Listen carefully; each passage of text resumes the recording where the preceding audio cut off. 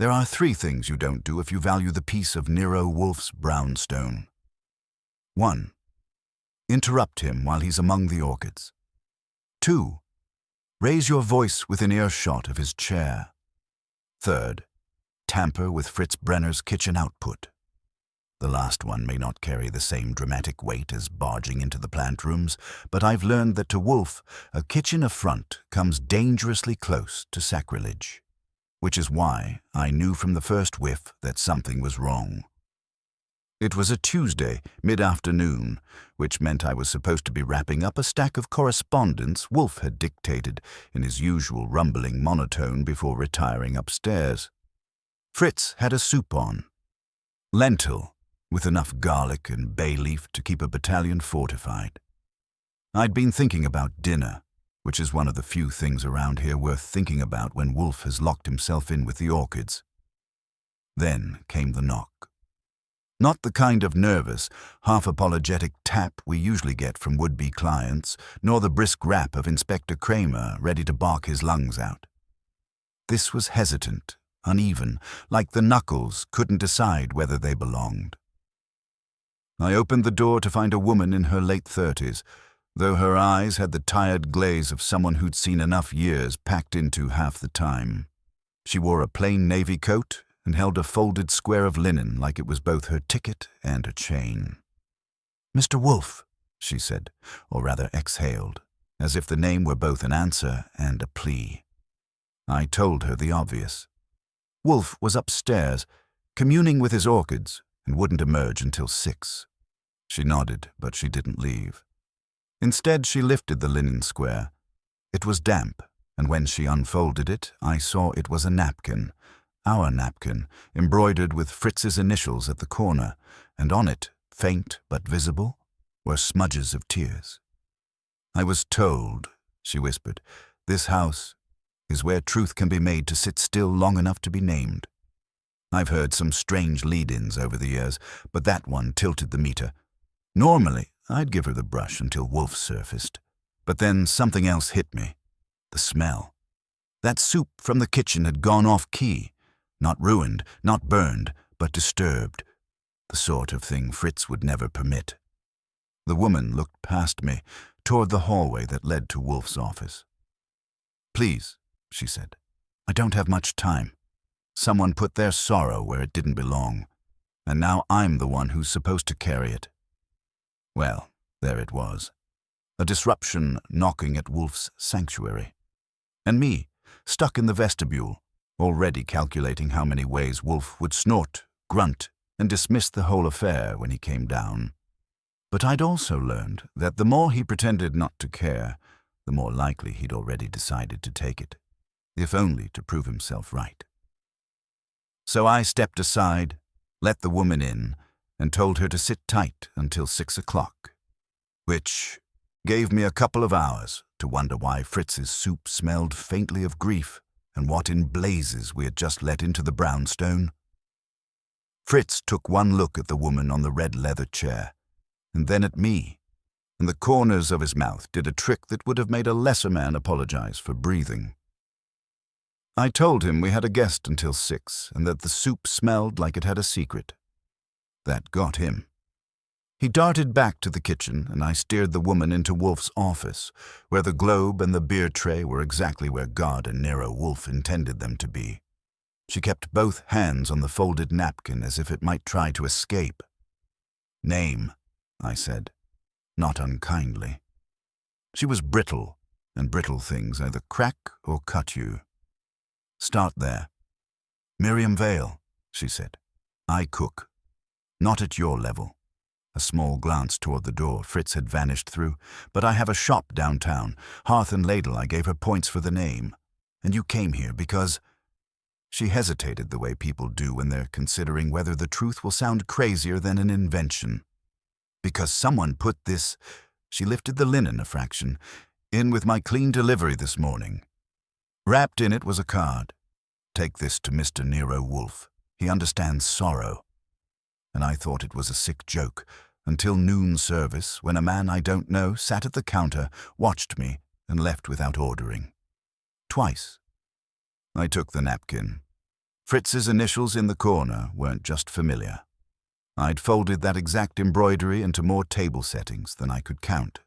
The linen smelled faintly of starch and something else, a lingering trace that put me in mind of the kitchen and didn't belong to it. "Who handles your laundry?" I asked. "Name, address, whether they're the kind of outfit that would let pranksters in the back to spice up the fun." "Marit Linen on Varick. They're reputable." She swallowed. I checked the crate twice. This was tucked where only I would find it, under the bouillon ladles. "You didn't call the police?" "I don't want a scandal." Her eyes came up to meet mine. They were steady now. "And the card said you." Fritz reappeared with the gravity of a man who has discovered sin in his pantry. "Mr. Goodwin," he said, as if I had personally summoned calamity, "someone has introduced rosewater to my lentils." "Rosewater," I repeated.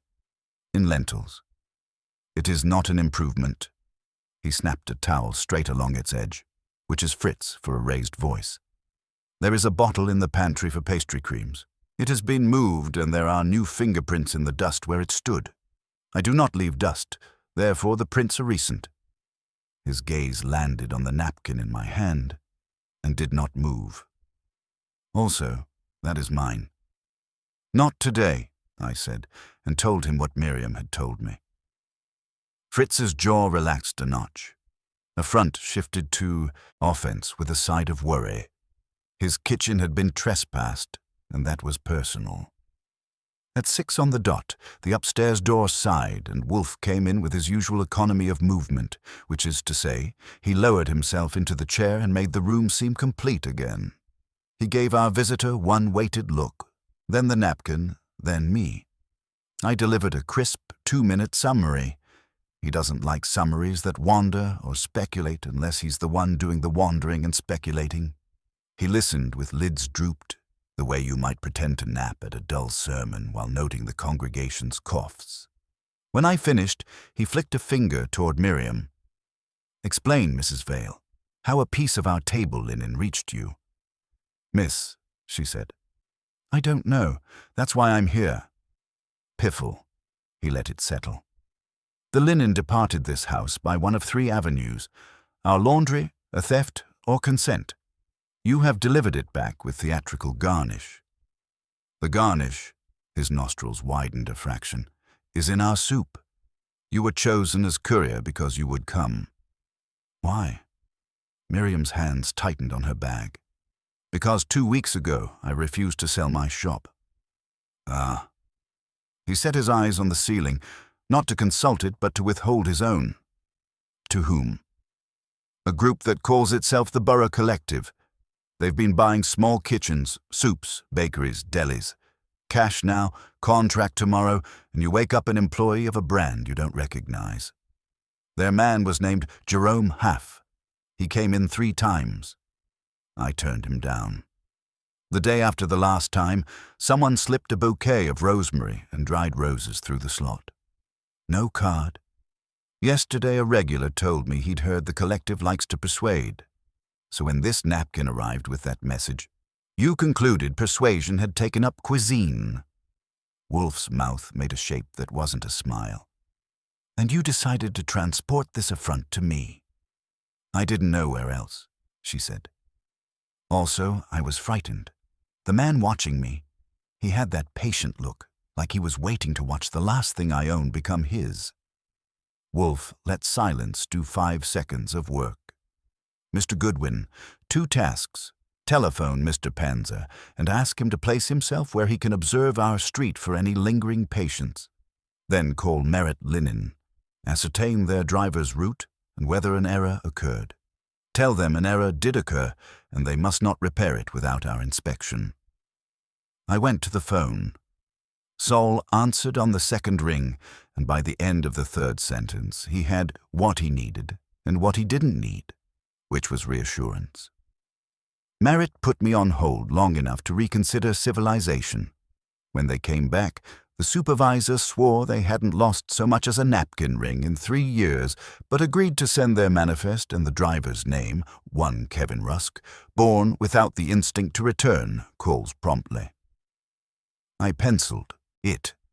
When I came back, Wolfe had sent Fritz to decant a ladle of the corrupted lentils. Seeing Wolfe submit his palate to sabotage is not a common treat, but he accepted the spoon from Fritz with a gravity that would have befitted communion, tasted, and frowned with his eyes. "Yes," he said, "not clumsily done.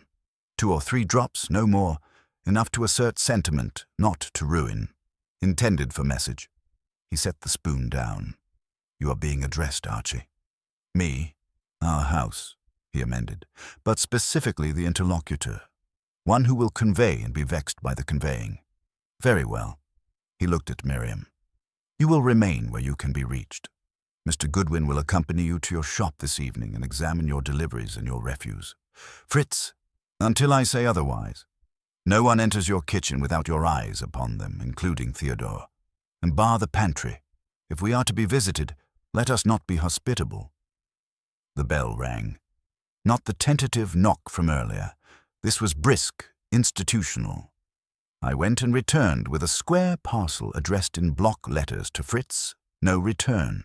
The weight said paper, the scent said dried flowers. Fritz slit it and took out a single cardboard sleeve. Inside lay a recipe card written in neat, unschooled hand.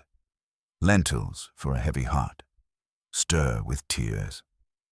Fritz's breath came sharp through his nose. Wolfe didn't reach for the card. "A melodramatist," he said finally. "And an ambitious one.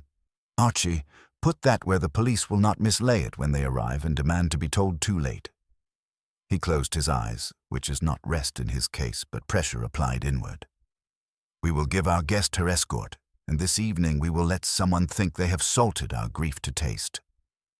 We left Wolfe with his eyes closed and his mind, if I know the signs, doing a slow waltz with malice. Fritz wanted to come along and defend civilization, but Wolfe told him to post himself at the pantry like Cerberus, and to bring nothing liquid to a simmer without personal supervision. That's as close as Fritz gets to a field assignment. The air outside had the honest bite of a night that wants you to mind your own business. Saul Panzer was in a dark sedan half a block down, looking like parked metal until he lowered his window 2 inches. "You've got a friend," he said. "Medium height, bookkeeper shoulders, patient shoes. He admired your doorbell at 5, and when the package came, he admired the messenger's handwriting. Took a cab that didn't want to be remembered. Plate, off-duty light. I'll pull the medallion later. If he shows again, I'll move him where he can wave."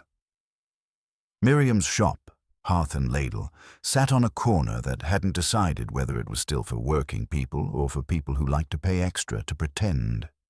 Inside, the counter was wiped to within an inch of sainthood. A chalk menu listed 5 soups and a stew that I could have been talked into.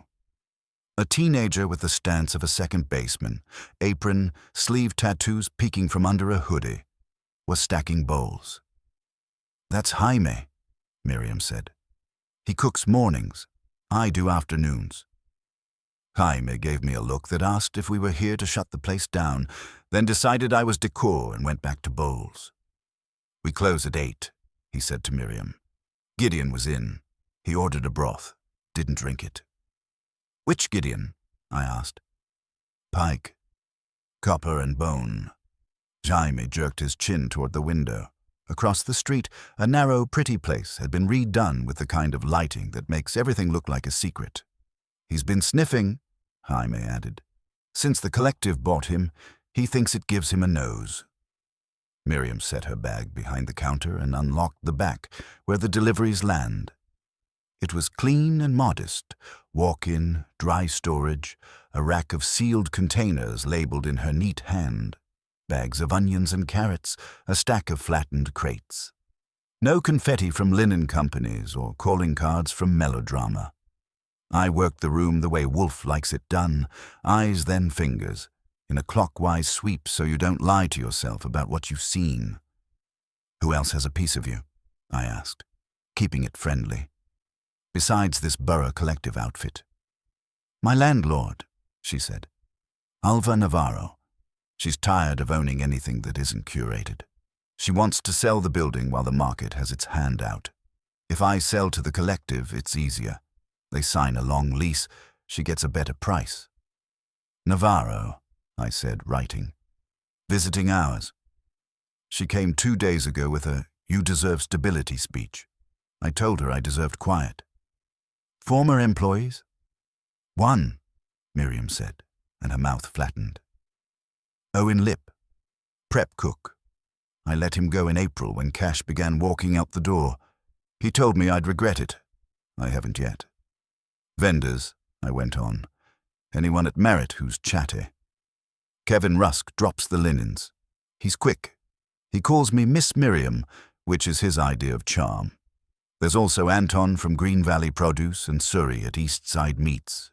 None of them has time to be theatrical. I found theatre anyway. Not center stage, but in the wings. On the dry goods shelf, 2 spice jars racked out of pattern, the nutmeg and the sumac reversed, their labels turned a hair clockwise. It was nothing you'd swear to unless you'd been married to kitchens. I pointed. Jaime glanced, shrugged, and then looked again with his mouth open just enough to let a thought through.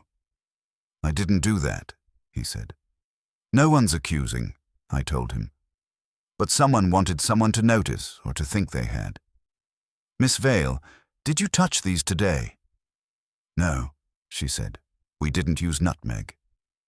Then either your ghost is fussy or you had company. I didn't move the jars back. I've learned that sometimes leaving a finger smudge on a smudge tells you more than wiping it clean. We went through the refuse the way gentlemen do when they honor soup. Miriam had 2 black bags from the day, neatly knotted, and a lined pail by the back door for compost. I cut the bags, teased them apart, and came up with a bouquet wrapper, thin cellophane with a watermark of laurel and rosemary. No florist name. There was also a square of stiff card thicker than a business card, clean in the center and grimy at the edges the way paper gets when it's been riding a pocket. Embossed at the bottom, BC intertwined. Miriam looked like she wanted to sit. They've never left a card, she said. He, Hef, always acts like it's neighborly, like he's doing me a favor. Jerome Hef, I said to the heir. With initials he can hide in a lattice. When did he last call? Yesterday afternoon. He said, I can keep you safe from the wrong kind of pressure. Ah, I said, the charity of angels. The bell over the front door tinkled the way bells do when they want to be innocent. I left Miriam in the trash and went to see Innocence. A man in a charcoal coat stood with his hands in his pockets, chin lifted as if the air was auditioning for him. He had the careful smile of someone who has practiced persuading in the mirror. If you've never met a representative of a concern that calls itself a collective, that smile will do for introduction. Miss Vale, he said, seeing me, and then letting his eyes do a round and land where they were meant to. And Mr. Goodwin, I think. You think quick, I told him. He made a pleasant little show of nothing. Jerome Hef, we keep our ear to the ground, and to certain kitchens that merit it. I heard you'd had attention from your people, I asked. Our people, he corrected, with that gentle emphasis men use when they want to warm a word without actually setting fire to it. Help kitchens that matter persist. We offer structure when the wind picks up. His glance slid to the window, where copper and bone glowed like a well-behaved ember. Gideon has done well with us. We like the old city to taste like itself. Does it come with roses? I said. He looked at me and did not blink. Sometimes with rosemary, he said. If we're lucky. Miriam had her hands on the counter as if it might rise. I'm not selling, she said, quiet. I'm also not frightened. If someone is trying to frighten me, tell them to buy a better florist. Of course, Half said. We never rush a neighbor. He laid down a card, white, thick, with nothing but his name and a number and the BC woven like a knot. He didn't mention the napkin or the soup or the way my right hand was behind me with a square of card that matched his insult for thickness. He tipped his head, glanced past me at the spice shelf with a kind of absent curiosity. That gets you killed in some lines of work and left with his patience unruffled. Saul called it from the curb 30 seconds later. Your bookkeeper's shoes just admired a broth menu and then remembered a bus. He'll forget again when he wants to. Hold him in your pocket, I said, and hung up. Miriam's landlord arrived 10 minutes after half left, in a coat the color of yen and a perfume that didn't apologize. Alva Navarro had eyes that balanced sympathy like a tray. I heard there was an incident, she said, and then clocked me for what I am. Isn't this rather melodramatic for Soup? Soup, I said, has started wars. She smiled as if she'd been invited to one and wasn't sure about the seating. I want what's best for you, Miriam. You know that. Stability. Community. If the collective takes the lease, I can sell the building to someone who won't turn your block into neon. You stay. Everyone's happy. Everyone, I said, has a motive. Alva tipped her head. And you have a voice for radio, Mr. Goodwin. Do you also have proof? Proof, I told her. Likes to be coaxed. Back in the pantry, Jaime had set the reversed jars in a neat line as if he wanted them on parade for judgment. I told him to leave them and asked Miriam for Owen Lip's last address. She gave me a street in Chinatown and a look that said this was costing her minutes of sleep in advance. On the way out, I phoned Wolfe. He listened to my list, Half, Navarro, Pike, Rusk, Lip, without congratulating me on the symmetry. Good, he said. We will have a circle. Do not allow Mr. Half to suppose he rattled you. Let him suppose you are slow. And Archie? His voice went softer, which for Wolfe is practically tender. Do not correct the jars. Let the misarranger see that he has been seen. Chinatown at night does what it's always done. Polishes the neon until it looks like it's breathing and makes you remember you haven't eaten since you promised yourself you would. Owen Lip's address was over a bakery, with a window full of buns that were either smiling at me or daring me. He opened the door wearing a T-shirt that had seen service and a haircut that had given up. The eyes were quick and resentful in equal parts. I'm not coming back, he said, which is handy because I hadn't asked. Tell Miriam she can keep her nickels. I'll tell her if it comes up, I said. I'm here about roses that think they're warnings and a linen napkin that lost its way.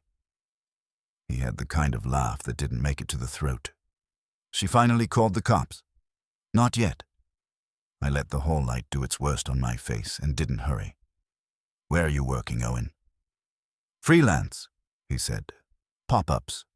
Nights at a ghost kitchen in Gowanus when the owner remembers I exist. He scratched the side of his neck and kept his fingers in the neighborhood.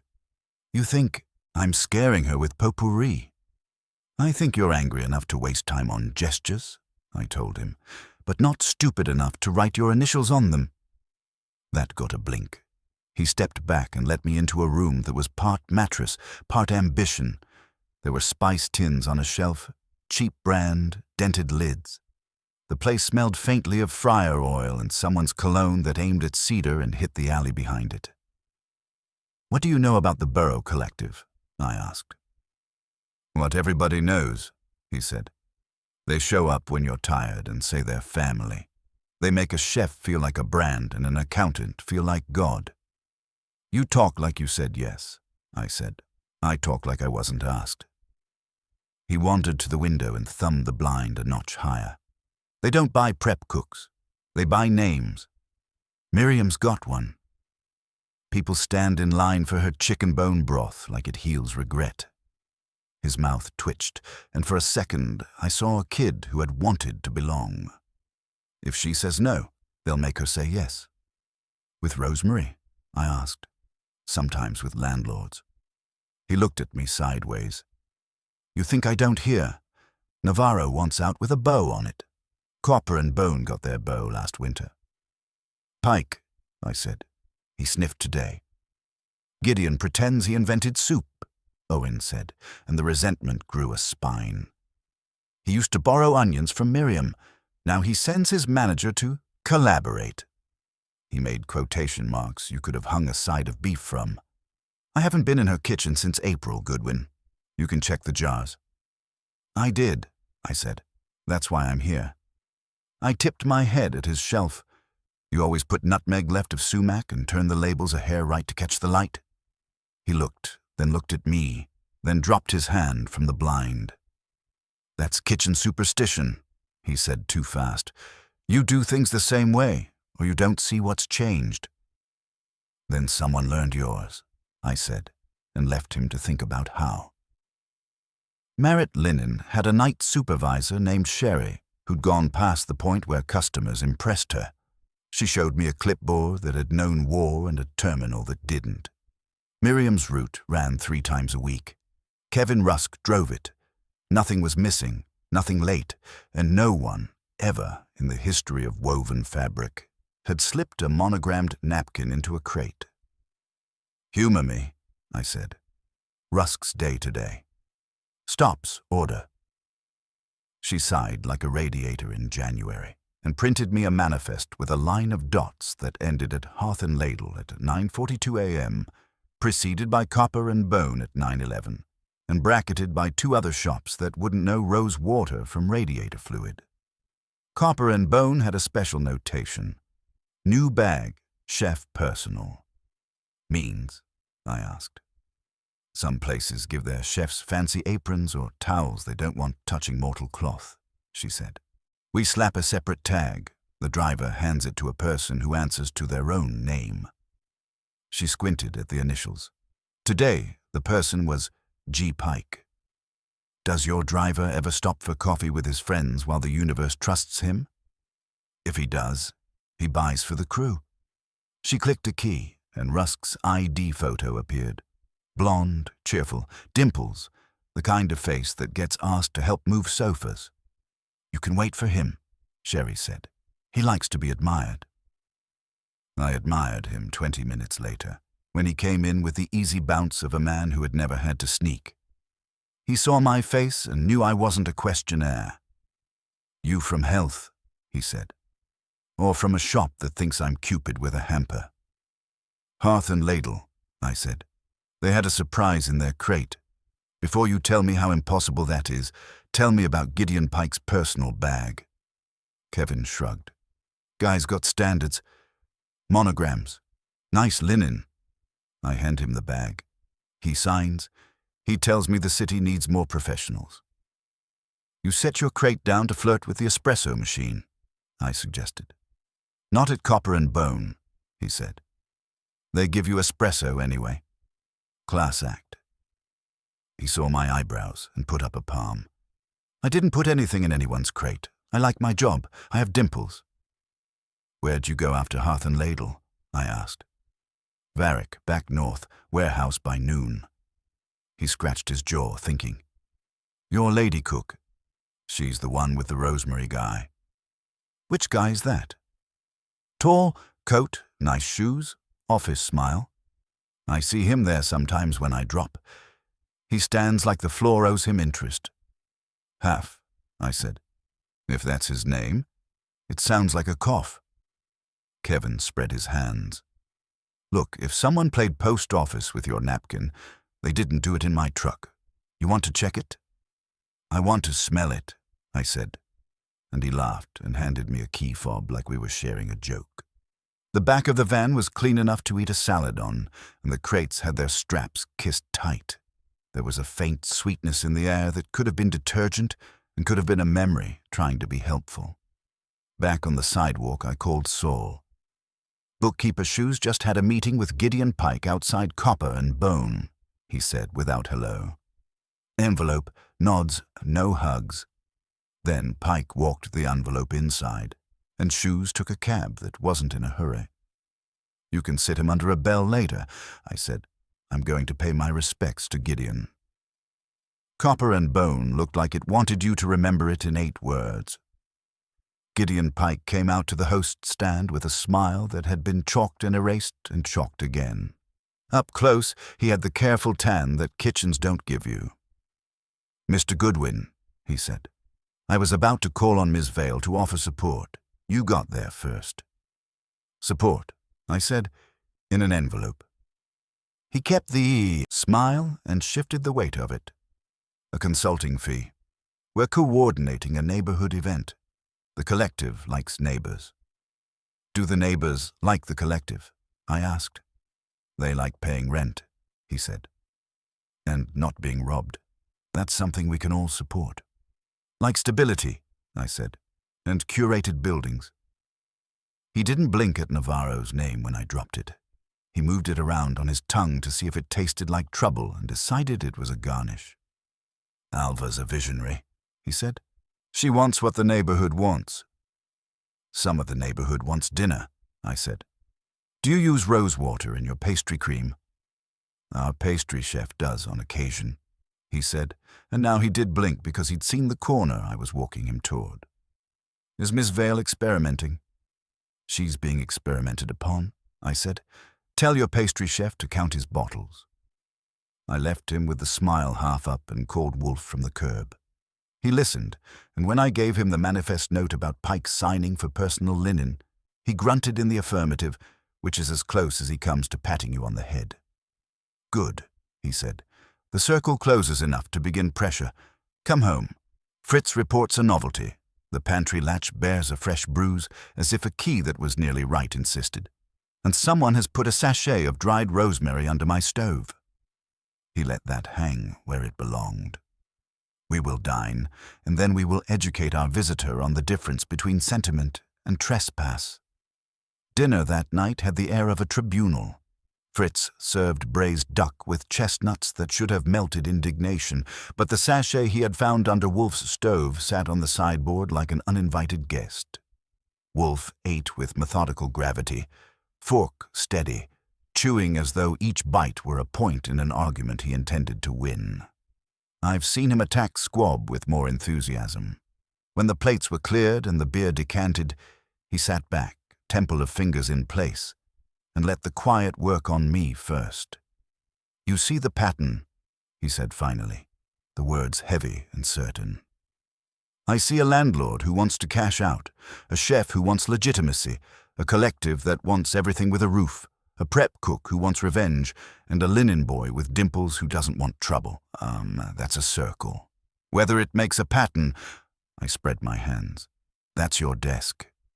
He closed his eyes and the air thickened. The linen, the rose water, the sachet. These are not merely warnings. They are performances. Our adversary is not content with force. He craves theater. That is weakness. You'll forgive me if I don't applaud, I said. Theatrics keep slipping through our doors. Which is the point, he said, eyes opening. Our brownstone is being used as stage and symbol. The napkin began here. It was returned with tears. Our kitchen was trespassed, our stove adorned with rosemary. Someone wishes us implicated, Archie, to be chorus in their play. I don't like the role, I said. Then recast it, Wolfe said, voice lowering. Tomorrow you will press each of them, half, Navarro, Pike, Rusk, Lip.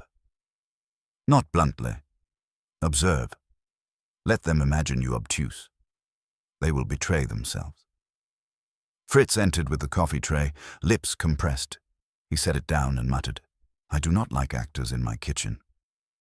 You're not alone, Wolfe said, then dismissed him with a glance. Archie, telephone Inspector Kramer. Tell him I require his presence tomorrow evening with Sergeant Stebbins. Tell him the matter touches commerce, deceit, and trespass, and that if he declines, he will regret it. Do not embellish. I said I would, though Kramer never likes being told when to regret things. At 11, the bell rang again.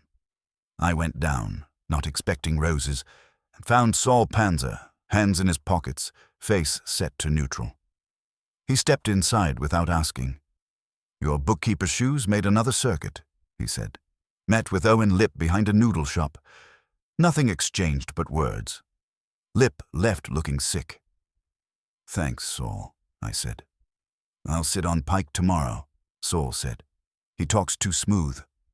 That collective pays him to smile, but his eyes want to be somewhere else.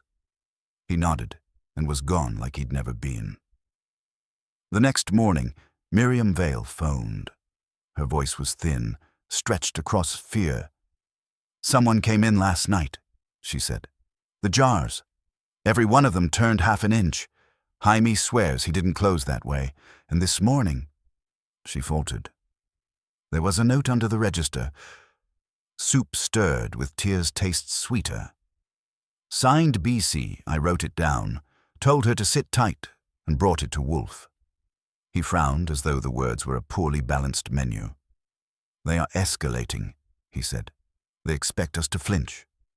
Archie, you will fetch the note. Bring it here without smudging.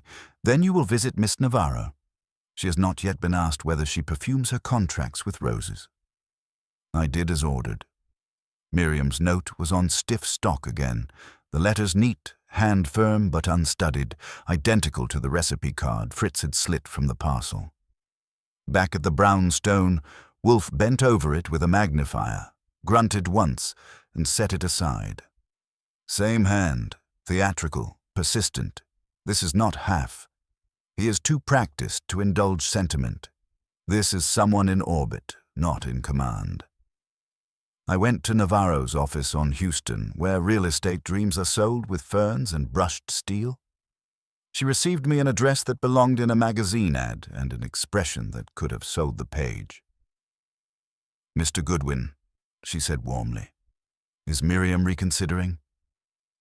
"She's considering what scent to use in her kitchen," I said. "Rosemary or roses? Do you recommend one?" Navarro's smile froze half an inch. "I recommend she think about survival. The collective can give her that. I can't keep protecting her against higher bids." "And the notes?" I asked. Her eyes flickered, quick as a match. "Notes?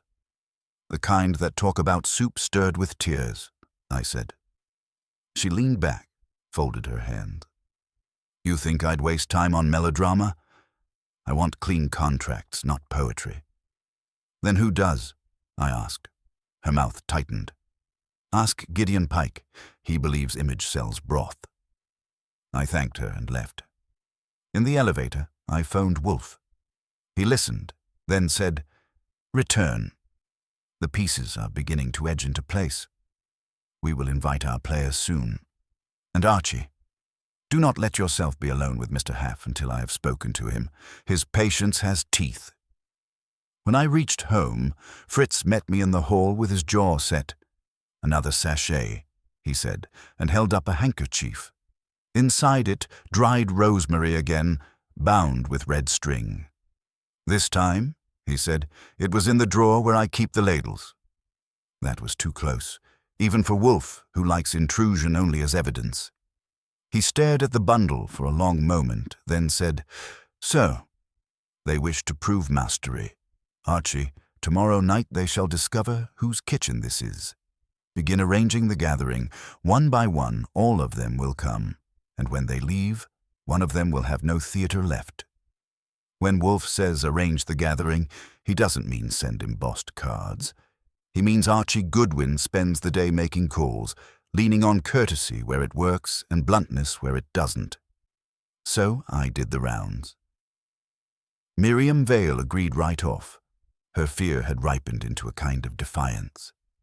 Gideon Pike put on his velvet voice and asked whether it would be neighborly. I told him he'd find out. Alva Navarro sighed as if she were tolerating a child's recital, but fixed the time. Jerome Haff didn't blink, just said, "Mr. Wolfe rarely invites. When he does, we come." Kevin Rusk, the driver, thought he was being called as a witness for the Angels, but agreed to park his dimples in a chair. Even Owen Lip, who smelled trouble like garlic, said yes after I told him he could either come voluntarily or as Exhibit A. By 7 the next evening, the brownstone was primed. Fritz had triple-locked the pantry, wiped the counters until you could see the ceiling in them, and brewed a coffee stout enough to floor rhetoric.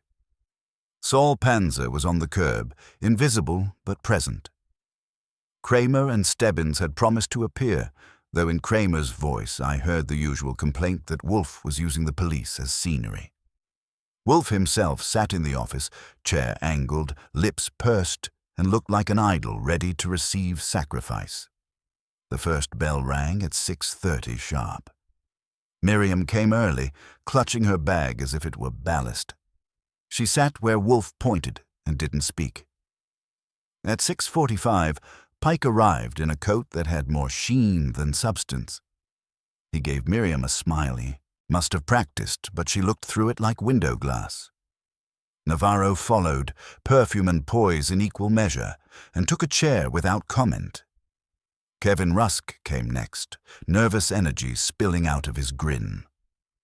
Half was last, exactly on time, eyes calm, expression patient, carrying no roses but plenty of confidence. Owen Lip straggled at 7:15, late enough to make Wolfe's nostrils twitch. He took a seat at the end of the line, glowering at everyone in reach. By the time Kramer and Stebbins entered, the air had the thick feel of a kitchen left on high flame. Wolfe let them stew. He didn't begin with a speech.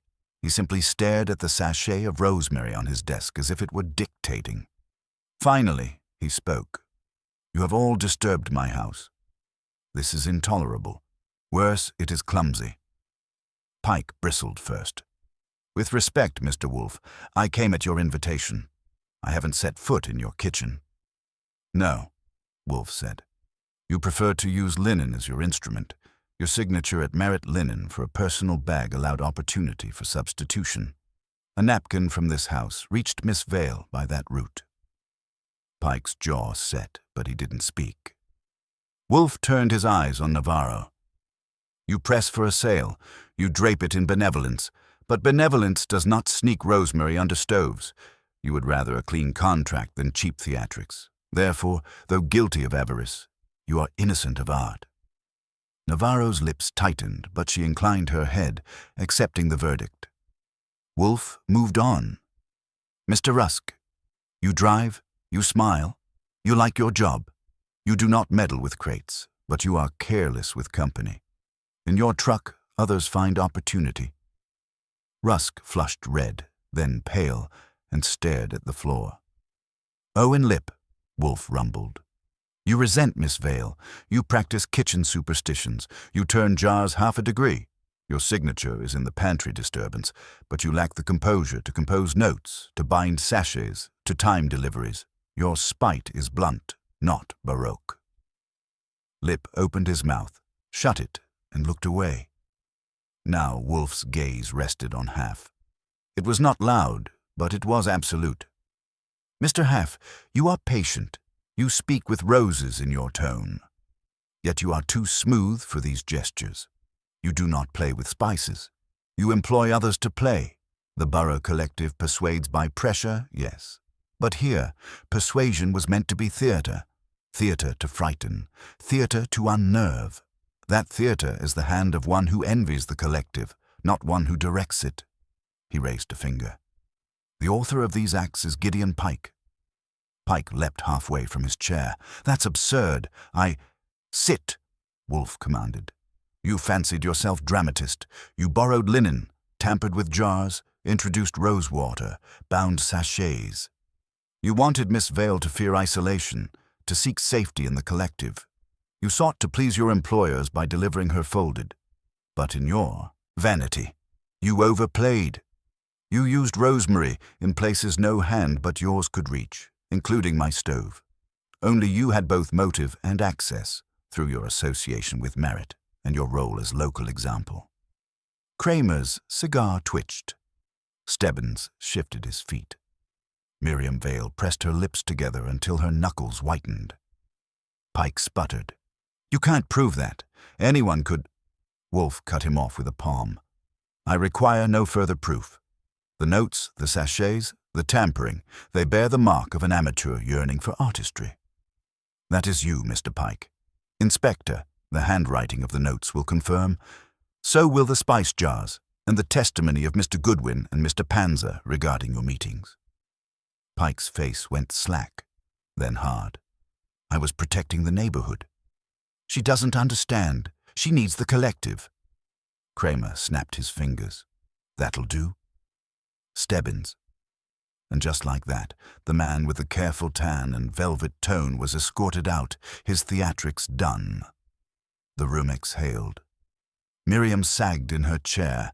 Navarro lifted her brows like she'd known all along, and Huff merely folded his hands, inscrutable. Wolfe shut his eyes, as if dismissing a poor play. "Enough," he said. "Fritz, coffee. Mr. Goodwin, you will see our guests out. I will have silence with my roast tomorrow, and perhaps soup that does not weep." Seeing people out of our door after Wolfe has carved them like a Sunday joint is a delicate art. You don't want to gloat, because gloating invites returns.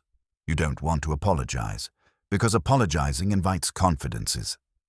I gave them neutral. Navarro went first, trailing a perfume that refused to accept defeat. She paused at the threshold and said to Miriam, "Call me," as if they were school friends who'd quarreled over a hair ribbon. Miriam didn't. Kevin Rusk shook my hand twice to prove he was cooperative and trotted down the steps like a Labrador. Half lingered. "Mr. Goodwin," he said, tone set to condolence. "It's a pity when neighbors are led astray by theatrics." "I prefer soup without props," I told him. He gave a little head tilt that said he'd filed that under Archie's quaintnesses. "Mr. Wolfe is formidable," he said, "but he prefers a clean tableau. Business is rarely clean."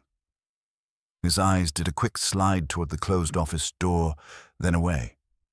"We'll speak soon." "Not in my kitchen," I said, and closed him out. Kramer left, issuing his customary threat to phone in the morning with vitriol if the handwriting didn't match, and gratitude if it did. Wolfe said nothing until the house had absorbed the last footfall, then blew air through his nose and dropped his lids. "Unsatisfactory," he said. "You just fed Pike to Kramer," I pointed out. "That's chicken and potatoes for breakfast in some precincts." "Pike performed," Wolfe said. "He did not originate. He's a medium who fancies himself. Message, the author still composes." "Then we're in for another act," I said. "In a day," Wolfe said. "2 at most." It didn't take 2. At 9 the next morning, Miriam called with her voice doing tightrope work. "Another note," she said.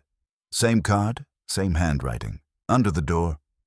The neighborhood chooses sweetness over bitterness. Signed B.C. I took a cab, collected the card with a gloved finger and a bag. In the back room, Jaime watched me the way a shortstop watches a grounder eat a man alive. "We closed at 8, he said. "I checked the door. I don't sleep much, but I'm sure it was there when I opened." "No one saw?" I asked. "We saw the collective's concierge," he said. "The bookish one with the careful shoes. He pretends to check menus and actually counts customers." "Describe the shoes," I said.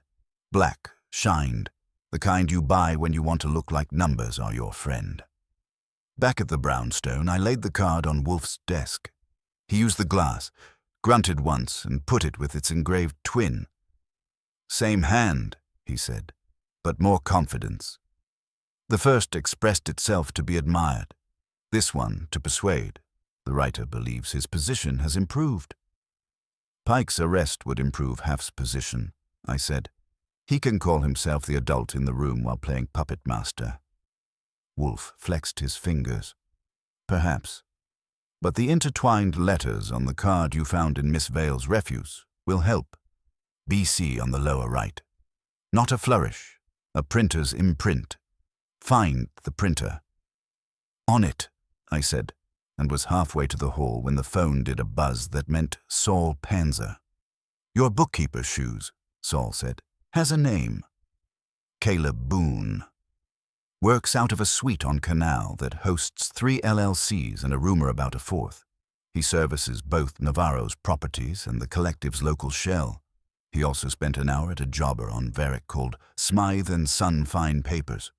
The clerk remembers him ordering thick stock with a corner imprint. B.C. He paid cash." "Boone and Company," I said. "Close enough," Saul said. He then went to Copper and Bone, spoke with Pike Sue, and left a white envelope. I relayed it to Wolfe. His mouth made a shape you could have hung a question mark on. "Ah," he said. So the dramatist's purse has an accountant. Do you want him now? I asked. Not here, Wolfe said. If he's the author, he wants the brownstone as proscenium. Deny him. Go and be obtuse in his office. Boone's office had the aesthetic of a ledger done in beige. Clean carpet, polite chairs, a fern that had been advised to thrive, and a receptionist whose voice could have quieted tax law. Boone came out looking exactly like Saul had promised, a man in his 30s who had mistook tidiness for virtue and patience for depth. His shoes were shined to a moderation that actors never achieve. "Mr. Goodwin," he said, with the mild surprise of a man expecting a package. "Do numbers bring you?" "Words," I said, holding up a plastic envelope with a corner of thick white showing. "Some that talk about soup and tears." He spread empty hands. "Poetry is not my field." "No," I said. "You count. You also order paper. Smythe and Son remembers you. Bowen Printing remembers a run of 50 recipe cards with a corner imprint that matches a certain delicate monogram." He didn't blink. Men like Boone don't practice blinking. "Miss Vale's corner has become very vocal," he said. "I serve my clients. I ensure they can stabilize assets in a volatile environment." "By spooking a woman who sells broth," I said. "By sending sachets into another man's stove." His brows moved a fraction, the way a cat moves when a leaf floats too near. "I balance books, Mr. Goodwin, and arrange neighborhood theatricals when the ledger needs a little seasoning." I said, "Why sign BC? Borough Collective? Boone and Company? Or are you counting on the ambiguity like a man counts on gravity?" He looked at the fern over my shoulder, then at me. "This is an unseemly line of inquiry." "So is a sachet under my employer's stove," I said. "You'll be receiving an invitation for this evening. Attendance is not optional." Back home, Wolfe listened with his eyes closed. "Boone," he said, tasting the name. "Yes. The accountant who improves his value by creating the problems he is paid to solve." He inhaled. "He hired Pike for presents, Owen Lip for mischief, and borrowed Rusk's root to introduce linen as symbol. He supplied the stock, the scent, the sentiment. He feeds all sides with the same spoon." "So we go again tonight," I said. "We do," Wolfe said, "but not the same menu. Fewer plates." He opened his eyes. "Invite Boone, Half, Navarro, and Miss Vale. Dismiss the others. Mr. Kramer may return if he can endure being used twice in 1 week. Before dinner, you will stop at Copper and Bone and speak with the pastry chef.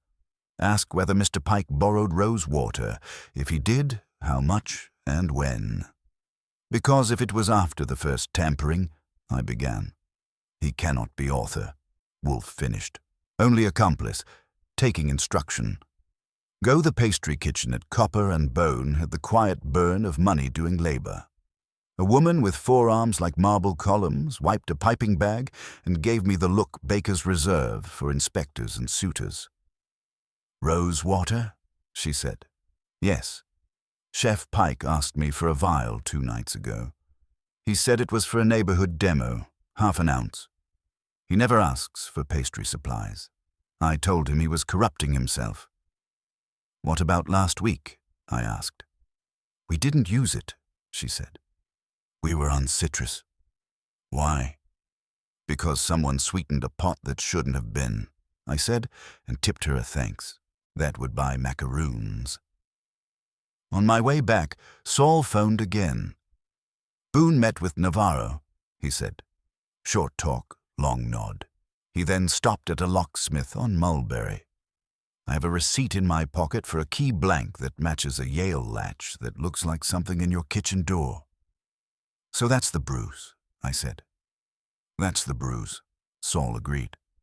"I brought that home like a cat brings home proof it's been working." Wolfe listened. Didn't purr, but there was a tilt to his head that meant the job had stopped being distasteful and started being satisfying. "This evening," he said, "Mr. Boone will contrive to be calm while I untie his bow. He will not expect us to know about the key. He will not expect Miss Navarro to discover that her stability was paid for by the same hand that loosened it. And he will not expect Mr. Haft to be angry. Wolfe's mouth made a line you could have used to cut pastry. Invite them for 8. Fritz will make a soup that does not weep. We shall, for once, do the stirring. Fritz served a clear consommé with julienne leeks, not a petal or poem in sight. Wolfe tasted it, nodded once, and set the spoon down the way a judge lays a gavel. At 8 on the nose, the bell rang in orderly installments. Miriam first, coat tight at the throat. Navarro with a face that could have sold stock in a sinking ship. Jerome Haff, patient and polished. And finally, Caleb Boone, a man who could have passed for furniture in a careful office. Kramer and Stebbins came in on the tail, Kramer wearing the look he keeps for performances he suspects will be worth the ticket. Wolfe didn't make them wait for thunder. "We will dispense with preludes," he said. "Last night we discarded Mr. Pike's theatrics. Tonight we consider authorship." Boone crossed his legs with the neatness of a man who never sits on anything he hasn't insured. "Authorship of what, Mr. Wolfe?" "Of a sequence," Wolfe said. A monogrammed napkin diverted and returned with a message. Rose water introduced where it does not belong. Spice jars turned with superstition's exactitude. Sachets of rosemary placed in a kitchen that is not yours to enter. Notes on bespoke stock imprinted BC and delivered with the zeal of an usher. The point of the play, to alarm Miss Vale into accepting the Borough Collective's embrace and to ease Miss Navarro's sail with the ribbon of stability tied on. Navarro's eyes slid to Boone for a flicker and away, like a cat checking whether milk was real. Haft's expression didn't move, which in his case meant it was thinking very hard about moving later. "You're assigning poetry to an accountant," Boone said mildly. "I file taxes. I balance ledgers. If men like Mr. Pike indulge in gesture, I am the last to know." Wolfe inclined his head as if entertaining a decent lie at a dull dinner. "Smythe and Son Fine Papers remembers you ordering heavy white. Cards. Corner imprint BC, cash. Bowen Printing remembers the recipe stock. Their imprint matches the cards Miss Vale received and the one packed to Mr. Brenner. Mr. Panzer," he let Saul materialize from the doorway like an afterthought, "watched you leave Smythe and Son and later a locksmith on Mulberry with your fingers smudged with graphite and a receipt for a Yale blank. This morning, he retrieved that receipt." Saul handed it to Kramer, who didn't smile, but did something with his eyes that was a cousin. Boone looked at the receipt, didn't look at Saul, and placed the paper on his knee as if it were a clean napkin. "A key blank proves nothing except that buildings have doors," he said. "It proves intent," Wolfe said, "and competence badly masked. Our pantry latch bears a bruise from a key almost right. The sachet in Mr. Brenner's ladle drawer arrived after that bruise. Your employment with Miss Navarro gives you motive. Your service to Mr. Haft's organization gives you means. Your temperament supplies the rhetoric." He flicked 2 fingers. "And you misdated your rose water." Boone's head tilted a 1/4 inch. "Chef Pike borrowed 1/2 ounce from his pastry kitchen 2 nights ago," Wolfe went on. "But my soup bore the scent before that, as did Miss Vale's, and your notes predate his errand. Pike is an accomplice, a peacock in a borrowed tail. You," Wolfe's lids lowered, "did the borrowing from printers and locksmiths, and you did the writing." Haft's patience developed a hairline crack. "Caleb," he said softly, "if Mr. Wolfe is right, you have done a stupid thing. We do not menace kitchens. We make offers." Boone kept his voice level. "We stabilize assets. Fear destabilizes. Resolve restores. I encouraged resolve. If Miss Vale were frightened, she would accept structure. The neighborhood would be orderly. Miss Navarro would have a buyer who kept the corner as it is." Navarro's mouth made a straight line you could have used to measure furniture. "By trespassing in Mr. Wolfe's kitchen?" she asked. "Have you lost your mind?" Boone finally looked at her, and for the first time there was a nick in the smooth. "I would not call it trespass," he said. "I would call it message. Mr. Wolfe's house is symbol. It suggested inevitability. We needed inevitability." "You needed a commission," I said, "and you figured you could invoice both sides for the same playbill." Kramer's cigar rotated one deliberate notch. "We've got paper for the cards, a lock receipt, a timeline that puts Pike taking orders, and a kitchen man, Lip, ready to talk about who told him to turn jars if you push him. We'll get you on the handwriting anyway, Boone." Boone exhaled through his nose. If he'd been the kind to sweat, he would have dampened the air. "You won't like what happens if you arrest me," he said. "Investors become skittish. Deals wobble. The collective," Half said, and the gentleness went out of his voice as if someone had shut a valve, "does not suffer operettas played in its name. You have exposed us to ridicule. You have endangered a property we wanted intact by making its proprietor a martyr." He didn't raise his tone, which made it worse. "We broker consent. We do not salt soup." Miriam found her voice and leaned forward, both hands on her bag. "You sent boys with envelopes and men with smiles," she said to Hef, then turned to Boone. "But he sent sorrow into my kitchen, into theirs." She nodded toward Fritz's province. "If there is a neighborhood, it lives in rooms like that." Wolfe lifted his chin a fraction, which for him is a standing ovation. "Miss Vale is correct. You tampered with the sacred, and you did it badly." He looked at Kramer. "Inspector, Mr. Boone will keep until morning. Mr. Half will wish to withdraw Mr. Pike from any pre-trial theatrics. Miss Navarro will wish to review whether she has retained an agent or an arsonist. I will expect quiet." Kramer grunted. "You'll get my gratitude if the lab likes your paper trail." He stood. "Boone, you're coming." Boone didn't get up right away. He looked at Wolfe and tried on one more page from the Book of Reason. "Mr. Wolfe, cities are cleaned by men who are not particular about the soap." Wolfe's mouth went thin. "Soap that stinks of sentiment soils the hands. Mr. Goodwin, see them out." They went. Navarro stiff, half cold, Kramer in possession, Boone walking like the floor had changed teams. Miriam stayed seated until the house was our house again. Fritz appeared with coffee that had decided the world was salvageable. Wolfe took his cup, sipped, and closed his eyes. "We are nearly done," he said. "There remains the matter of payment." "For me?" Miriam asked, startled. "For me," Wolfe said dryly. "And a final instruction for your neighborhood." He opened his eyes. "Tomorrow, you will post a sign in your window, not for sale, not curated. Simply hearth and ladle, open." He settled deeper in his chair, which is how a mountain nods. "We will let the aroma do what theater cannot." Kramer called at 9, which is early for a man who likes to season his mornings with resentment. "Your paper and your printer sing the same tune," he said. Smythe and Son, Bowen printing, corner imprint, all tidy. Handwriting sits in Boone's pocket like it was minted there. The locksmith remembers his face. We've got Pike on assisting, not authoring. I'll send you a thank you note when I forget who you are.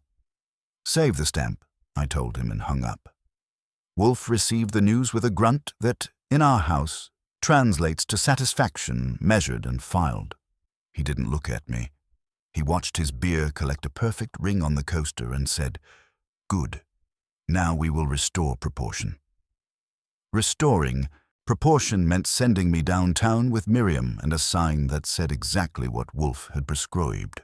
Hearth and ladle, open. Jaime taped it to the glass with the ceremony of a christening.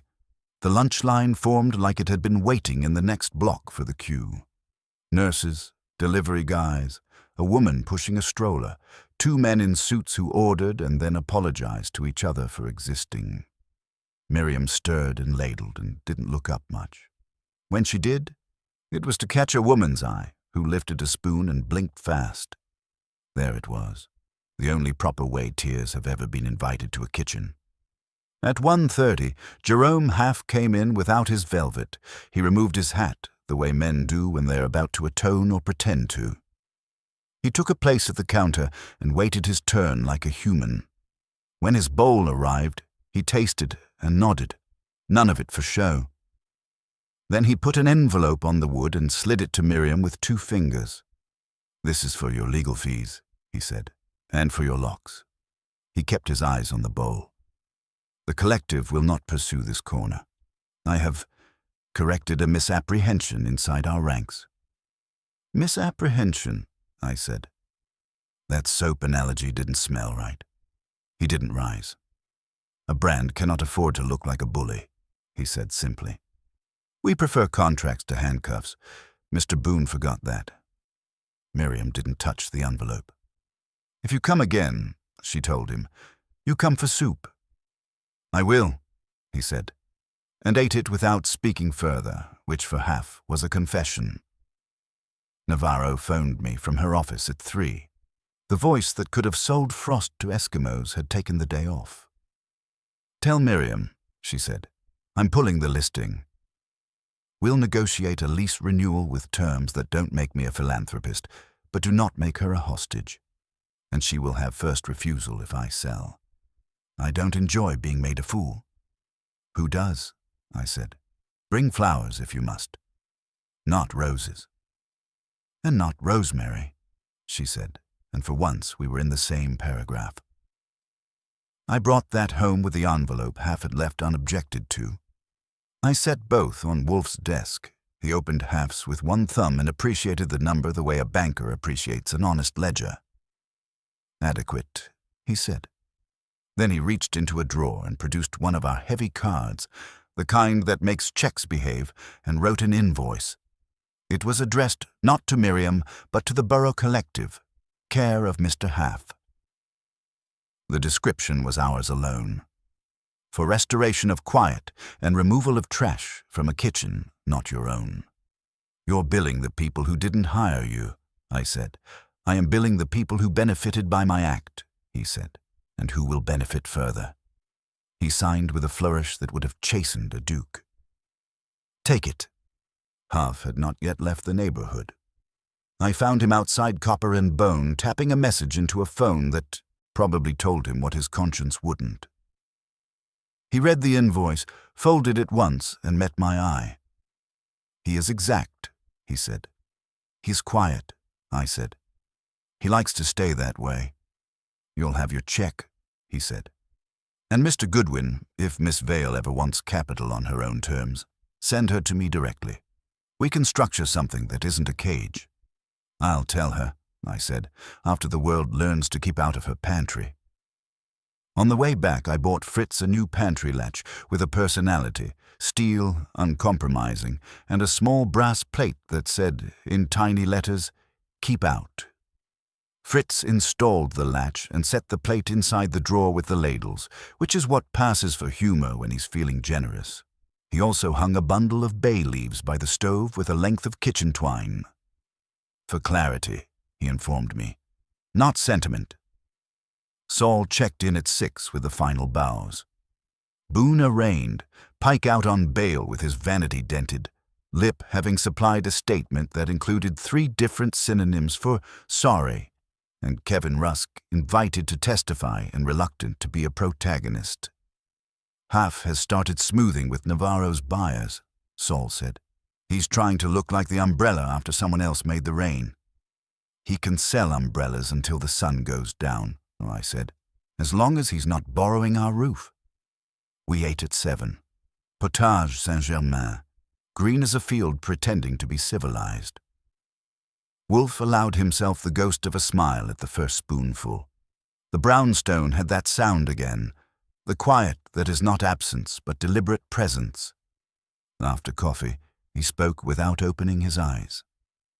"Archie, see that Miss Vale receives the balance of Mr. Half's offering after my fee is deducted. And tell her, if she is sensible, she will expand 2 tables to 4 and change nothing else. The neighborhood does not require management. It requires a place to sit." Consider it told, I said. He opened one eye a crack. The note on the napkin, he said. Do you know what was wrong with it? It cried in italics, I offered. It presumed that sorrow belongs in a recipe, he said. Sorrow belongs to people. In a kitchen it must be transmuted. Heat, patience, proportion. That is cookery. It is also life. Those who shortcut with perfume will always foul the broth. I'll embroider it on a towel, I said. Fritz will frame it. That would be grotesque, he said, and closed the eye again. We will accept Mr. Haft's check tomorrow, then we will eat in peace. And if the collective tries again, he didn't move. Then they will discover, he said, that quiet is not emptiness. It is a fact. The check arrived by courier 2 mornings later, drawn on an account with a name that didn't bother pretending. Wolfe opened the envelope, glanced once at the figure, and laid it flat on his desk as if he'd merely received confirmation of the day of the week. He dictated a note of acknowledgement that was equal parts receipt and warning. The matter of culinary trespass was considered closed, provided it was not repeated. I typed it and sent it on its way, imagining Haft reading Wolfe's calm sentences with a mouth that smiled and teeth that didn't. Miriam came by that afternoon, not with a napkin or a tear, but with a basket of bread she had baked herself.